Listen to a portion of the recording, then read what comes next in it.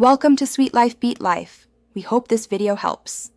In this video, I will explain how to apply for NID name correction online. First, ensure you have a stable internet connection and access to your registered mobile number.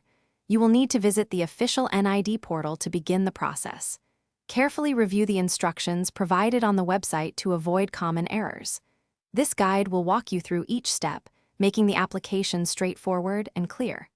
Let's get started with the essentials. To proceed, you'll need scanned copies of your original NID, birth certificate, and any relevant academic certificates. If applicable, also include your passport or marriage certificate. Ensure all documents are clear and legible, typically under 2 MB each. Upload these files to the designated sections on the portal. Double-check all entered information for accuracy before moving to the next stage. This prevents delays in processing your request. Many applicants face issues due to minor mistakes. Always cross-reference your entered data with your physical documents.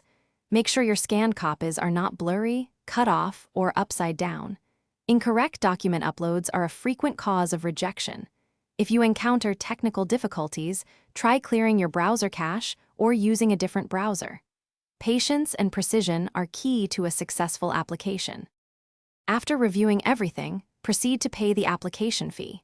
The fee amount is usually around 230 taka, payable through mobile banking or debit/credit cards.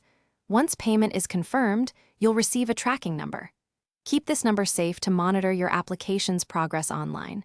You'll be notified via SMS about any updates or if further action is needed. Also, remember to check the description for the link to Little Trees Black Ice and other great deals. Thanks for watching. Consider subscribing if we helped you.